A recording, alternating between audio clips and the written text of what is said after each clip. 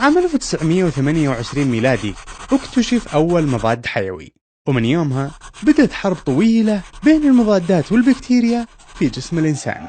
في البداية كان الانتصار للمضادات اللي ما كانت البكتيريا تقوى عليها، ولكن مع مرور السنوات وتهاون البشر في استخدام المضادات، مثل استخدامها لعلاج حالات مثل الرشح، الكحة والحرارة اللي في الغالب مجرد التهابات فيروسية، أو توقف الناس عن استخدام العلاج قبل مدته المحددة والقضاء على البكتيريا بالكامل، بدأت الحرب تميل لصالح البكتيريا اللي صارت ممانعة للمضاد وقادرة على هزيمته.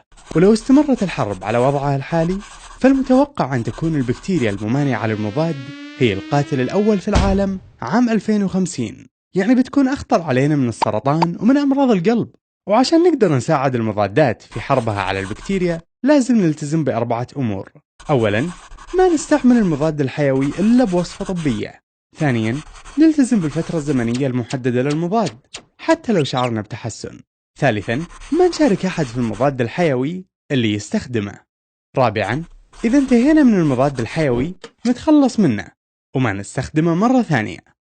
وأخيراً، خلونا ناخذ الموضوع بجدية، ولا كلها كم سنة ونوصل نهاية عصر المضادات الحيوية.